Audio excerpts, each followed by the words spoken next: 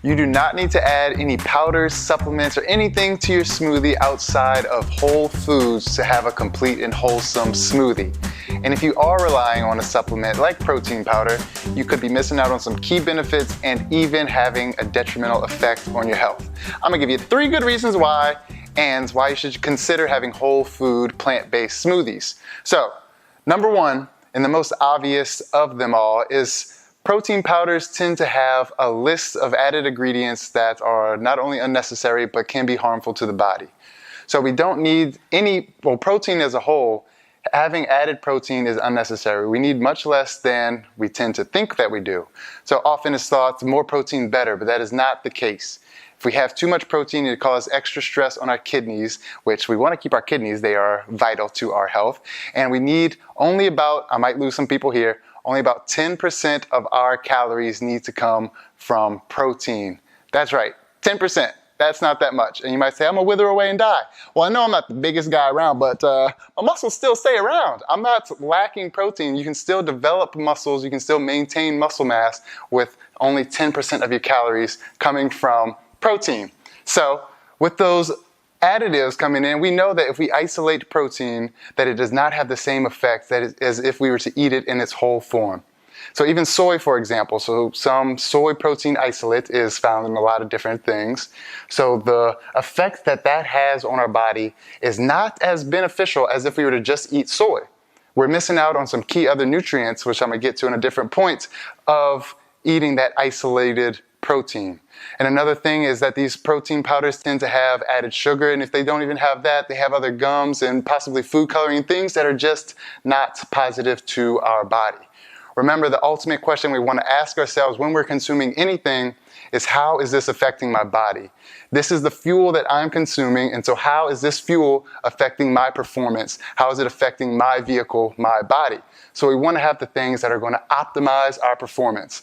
And if we can just leave out those additives and have just wholesome foods, let's do that.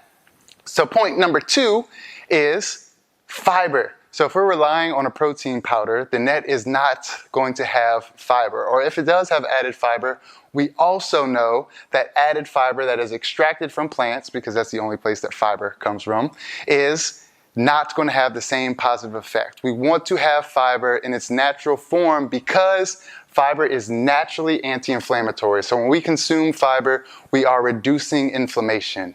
And if we can reduce inflammation enough, then we will rid the body of all disease, all ailments, all negative effects whatsoever. We can reduce the aches and pains. We can just feel great. Of course, we're always going to come across more inflammation. So it's almost impossible to rid it completely, especially in exercise. We're going to naturally cause some inflammation in that. But by consuming fiber, we are reducing that inflammation. And not only that, fiber is great for signaling to the brain saying, I'm full. That's what causes that satiated feeling, that feeling of fullness. It triggers the release of the hormone that says, I'm full, stop eating, I don't need any more, I'm good. Fiber is great for that. It's great for keeping the blood nice and healthy as well. Keeps our fat levels in our blood more regulated. It keeps our blood sugar levels more regulated as well. So fiber is key for our overall health. If you're to just gauge one thing that you consume, track your fiber. Fiber is going to be one of the best things to tell you the quality of your diet. And the last thing, number 3, that you may be missing out if you're not eating whole food smoothies and relying on a powder is micronutrients. And when I say micronutrients, yes, vitamins and minerals come to mind, but there's more than that. Which I do need to add that even taking a multivitamin is not as beneficial as eating the plants. And we know that because the absorption rate is much higher in the plants. And it's also found that plants naturally combine the properties together to allow for a better absorption rate. And so when we just take a multivitamin, we're flushing out a high percentage of that, and it's just not having the same effect.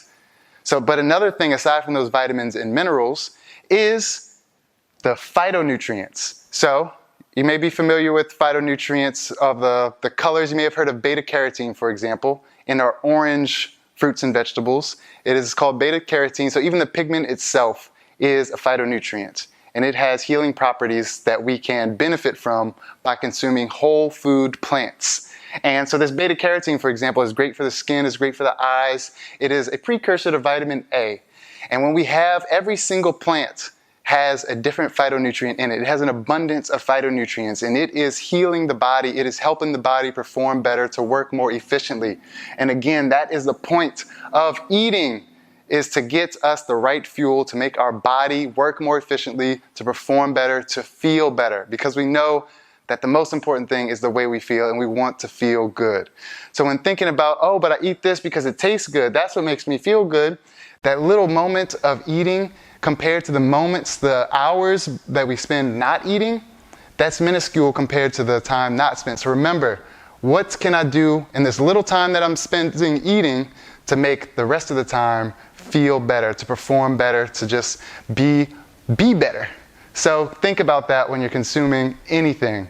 Is this going to help my time that I'm not spending eating more efficient, more performing higher, just more better, you know? So those three things. In the protein powder, number one, we don't want the extra additives. Number two, what was number two? Number two is we want fiber. So fiber is great for us. Count your fiber, get your fiber. And number three, we want the micronutrients. We want the phytonutrients that are in plants. And I'm telling you, there are so many studies coming out showing the powerful effect of these phytonutrients. So we want to get that in our body. And so you might be saying, so what does a smoothie look like if it's not going to have this powder, if it's just going to have plants?